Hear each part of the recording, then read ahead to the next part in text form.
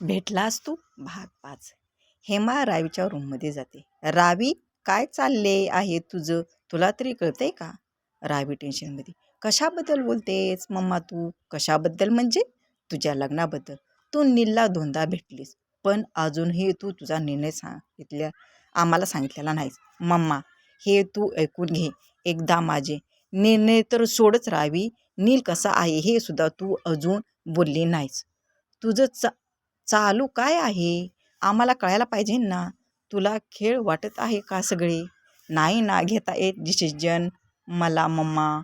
तू साऊलाच विचार ना प्लीज. साऊचा काय संबंध या सगळ्याशी? तुला नीलविषयी काय वाटते ना हे महत्त्वाचे आहे. हे बघ मम्मा, मला नाही वाटत नीलला मी आवडते. तशी हेमा एकदम रागात येते. रावी, असं कसं म्हणतेस तू? वरचे वर तुमच्या गाठीभेटी होत आहेत. ते तुला घ्यायला येतात घरी, तरीही तू असं म्हणत आहेस की त्यांना तू आवडत नाहीस. आम्ही जरी भेटत असलो तरी तो पूर्ण वेळ साऊशीच बोलत असतो. त्यांच्या गप्पा काय संपतच नाहीत. रावी, उगाचच काहीही बोलू नकोस. नील सुद्धा तुझ्या उत्तराचीच वाट पाहत आहे आणि तुलाच नील बद्दल काही ठरवता येत नाही, हो ना? हे तुला कोणी सांगितले? साऊने? रावी, काय चाललंय तुझं? तुझ्या अशा वागण्याने मी आणि तुझे पप्पा आम्ही दोघेही अपसेट आहोत तुझ्यावर. लवकर काय तो निर्णय घे. रावी म्हणा, ही साऊच मम्माला जाऊन बोलली असणार. डफर कुठली. कळलं का? हेमा रागात निघून जाते. नील लॅपटॉपवर काम करत असतो. तेवढ्यात लहाने काका उत्तमराव तिथे येतात.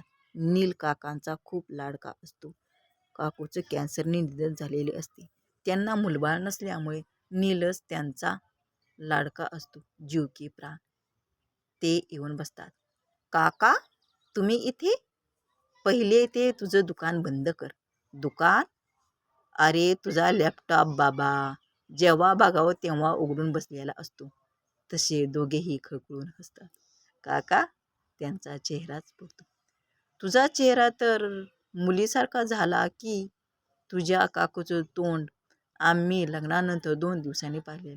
तू तर त्या मुलीच्या घरी जाऊन आलाय, तिला बोललाय पण आहेस, तरी पण अजून गोंधळलेलाच आहेस. तसं काही नाही काका, असे निर्णय लगेच घेता येत नाही ना. हे बघ, या देशात लग्न म्हणजे फक्त 2 जीवाचे एकत्र येणं नाही, ते 2 कुटुंबामधील नाते असते. आणि जरी आपली मुलाची बाजू असली ना, तरीही आपण मुलीच्या बाजूचा विचार करायला हवा. आज आपण त्यांना कळवायला उशीर केला तर त्यांचीही परिस्थिती कितीही अवघड झाली असेल याचा विचार कर. अशा प्रकरणात आपण लवकर निर्णय घेतला नाही तर मुलीचं नाव खराब होण्याची शक्यता असते. काका, मला कळतंय तुम्हाला काय म्हणायचंय. शेतातल्या पिकाची वेळेत कापणी केली नाही तरी ते खराब होते. इथे तर आपल्या घराण्याचा प्रश्न आहे आणि तू तिच्या घरच्याचा विचार कर. आपण कितीही ठोस न कळवल्यामुळे तिच्या घरी परिस्थिती किती अवघड झाली असेल. नील मनात, काका काय सांगू तुम्हाला, प्रॉब्लेम आपला नाही. रावी पण नीट मला काही सांगत नाही. मलाही त्यामुळे निर्णय घेता येत नाही. त्याला विचार करताना पाहून काका म्हणतात, कसला विचार करतोस एवढा? तू हवा तेवढा वेळ घेतला आहे. पटकन निर्णय घेऊन मोकळा हो. आणि हो, उघड ते दुकान, चालू दे तुझं काम, येतो मी, असं म्हणून निघून जातो. हो काका. मी नील विचारात गढून जातो. साऊ भाजीच्या पिशव्या घेऊन येते. मालती, मालती, पाणी हवंय, आण लवकर, लक्ष्मीबाई म्हणतात. तसं मालती साऊच्या हातातल्या पिशव्या घेऊन लागते. मालती, तुला सांगितले ना, पाणी आण, करू दे तिला काम, तेव्हाच तिची अक्कल ठिकाण्यावर येईल. तू जा, चहा टाक लवकर. हो बाईसाहेब. मालती पटकन पाणी देते आणि चहा ठेवते. साऊचा सुकलेला चेहरा पाहून मालतीला कसं तरीच वाटते. ती तिलाही पाणी देते. साऊ पटपट पाणी पिते आणि भाजी लावू लागते. तेवढ्यात तिला रावीचा फोन येतो, रूममध्ये ये म्हणून. ती लगेच रावीकडे जाते. रावी तिची वाटच पाहत असते. तू मम्माकडे गेली होतीस, काय सांगितलेस तिला? हे बघ दीदी, मी फक्त चूप बस. मम्मा एरवी मला काही बोलत नाही, पण आज किती बोलली. तुला कोणी माझ्या पर्सनल गोष्टीमध्ये ढवळाढवळ करायला सांगितली आहे? दीदी याला ढवळाढवळ नाही म्हणत. तुझ्यामुळे माझी कोंडी होते, पप्पा मला विचारत होते. दीदीच्या मनात काय आहे सांग. तिकडे तो नील तोही विचारत होता. अशा वेळी मी काय करू सांग? हे बघ, माझं मी बघून घेईन. तू या सगळ्यात पासून लांब राहा. उगीच मध्ये मध्ये करू नको. यामुळे पप्पासमोर तुझं इम्प्रेशन चांगले पडते. वाईट कोण? रावी. दीदी तुझा गैरसमज होतोय. मी तुझीच बाजू मांडायला गेली होते. मी सांगितलं होतं तुला हे सांगायला.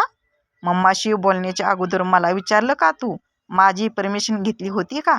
मी किती वेळा तुला सांगण्याचा प्रयत्न केला, तरी तू कोणाला बोलली नाहीस, ना घरच्यांना ना नीलला. मी नंतर बोलेल असं म्हणाली होते ना तुला. अगं नंतर नंतर म्हणजे केव्हा दीदी? पप्पा पण तुझ्या उत्तराचीच वाट पाहत होते आणि नील तोही तिकडे अंधारात आहे. किती दिवस असं चालणार आहे? कधी ना कधी तर याचा सोक्ष लावावाच लागणार ना. तसा रावीला खूप राग येतो. गेट लॉस्ट सावी. सावीला रडूच येते. ती मुलाची ट्युशन घ्यायला निघून जाते. मालती तिला जाताना पाहते. तिला वाईट वाटते. साऊ ट्युशनला येते. सुविचारले येते. घेतला वसा टाकू नये. आणि तिला आईचे वाक्य आठवते. कोणी कितीही काही बोलले तरी आपण आपले काम सोडायचे नसते. तसं ती मुलांना म्हणते, मुलांनो, आपला मित्र आपल्याला कितीही काही बोलला तरी आपण मात्र त्याची साथ कधी सोडायची नसते. आपण उलट त्याला साथ द्यायची असते जेव्हा त्याला आपली गरज असते. तेवढ्यात तिथे नील येतो. तसं ती त्याला बघून बाहेर येते. हाय सावी, बोला ना, का आला आहात तुम्ही इथे? ॲक्च्युली मला ट्युशनचं काम होते. ठीक आहे, मी थांबतो बाहेर तुझं होईपर्यंत. तसं सावीला वाईट वाटतं आपल्या बोलण्याचं. बोला, काय बोलायचं आहे? मला अजून माझ्या प्रश्नाचे उत्तर मिळाले नाही सावी.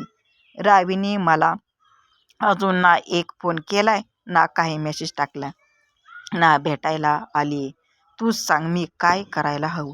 जर तुझे हे ट्युशनची मुलं तुला खोटे बोलली तर चालेल का?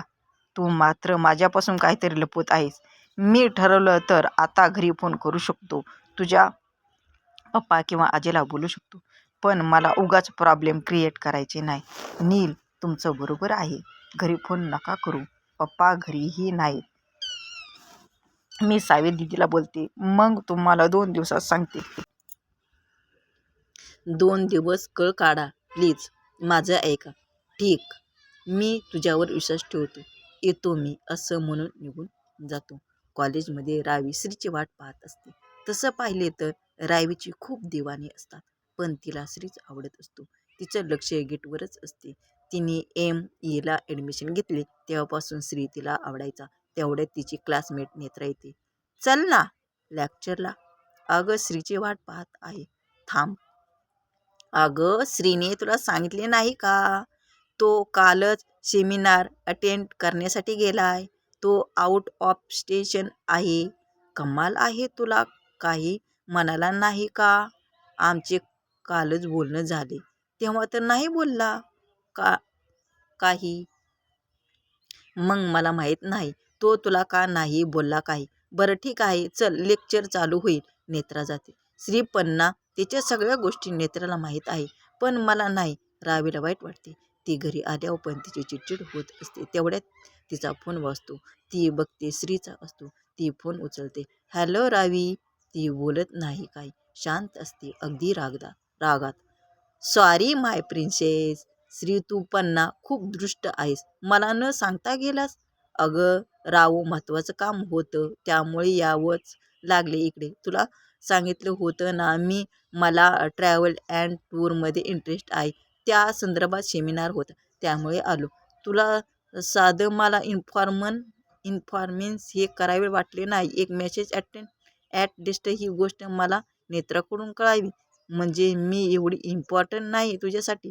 ए बाई, असं काही नाही. पण तू मला जाऊ नको म्हणाली असती तर माझा पाय निघाला असता का? लगेच रावीच्या गालावर लाली चढते. इकडे ये, मी खूप महत्त्वाची होतं ग. मग तिकडेच राहा आता. मेसेज करू नको, कॉल करू नको आणि भेटूही नकोस. तू चिडणार नाहीस हे माहीत होतं मला, पण तुझी समजूत कशी काढायची हेही माहीत आहे मला. उद्या स्पेशल एका जागेवर फक्त तू आणि मी जाणार आहे. तिथे गेल्यावर तुझा मूड बघ लगेच चेंज होईल. अशी कोणती जागा आहे? ते सरप्राईज आहे.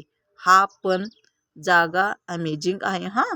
चल आता ठेवतो. बाय. श्री श्री. ठेवला फोन. किती दृष्ट आहेस आणि हसते.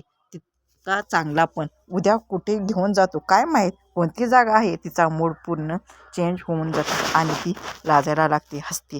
शाळेतल्या मुलांना स्पर्धेत भाग घेता येत नसतो, पण नीलमुळे त्यांना यावर्षी स्पर्धेत प्रवेश भेटतो. तेच सांगायला तो चाळीत साऊला भेटायला येतो. तो जेव्हा ही गुड न्यूज मुलांना देतो, ती आनंदाने नाचायलाच लागतात. तेव्हा साऊ त्याला विचारते, कसं काय मिळाला प्रवेश? तो स्पर्धा काढणाराच त्याचा मित्र आहे, त्यामुळे तुमच्या चाळीतल्या मुलांना त्यात भाग घेता आला. हे ऐकून साऊ खूप खुश होते. तशी ती म्हणते, आपण स्पर्धेसाठी एक गोष्ट बनवू. तसा नील तिला म्हणतो, मुलांनो मी तुम्हाला एक गोष्ट सांगतो. तसं मुलं ऐकायला लागतात. ही गोष्ट आहे एका परीची. म्हणजे ती एक परी आहे हे कोणाला माहीत नाही. ती राहते बंगल्यात, पण ते फक्त म्हणाल. पण ती परी खूप साधी आहे. साऊ शांतपणे ऐकत असते आणि नील मध्ये मध्ये तिला पाहून बोलत असतो. तिचे मन इतकं मोठं आहे की तुमची पूर्ण ट्युशन मावेल त्याच्यात.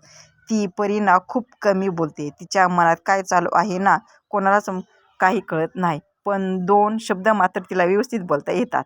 साऊला आता कळलं की तो तिच्याबद्दल बोलतोय. एक म्हणजे सॉरी आणि दुसरा म्हणजे थँक्यू. बरोबर ना? तिला डोळ्यांनीच खुणावतो. तशी ती लाजून हसत मान खाली घालते. तसंच सगळे मुले म्हणतात, नाही ही गोष्ट नको. तसा नील हसतो. खरे ही गोष्ट खूप बोरिंग आहे. आपण ना सिंड्रेलाची गोष्ट करूया. सावी म्हणते, ही गोष्ट आहे एका साध्या सरळ मुलीची आणि राजकुमारीची. ती गोष्ट सांगते आणि नील सहित मुलांना पण ती गोष्ट आवडते. मुलांना आवडली ना गोष्ट? हो. मग नील काकांना विचारा की नाटक बसवायला तुम्ही आम्हाला हेल्प करणार का म्हणून. साऊ म्हणते, काका तुम्ही आम्हाला मदत करणार का? हो नक्की मुलांनो. तसा तो साऊकडे बघतो. ती आज खूप खुश असते. व्हिडिओ जर आवडला असेल तर व्हिडिओला लाईक करा, शेअर करा आणि सबस्क्राईब करायला विसरू नका.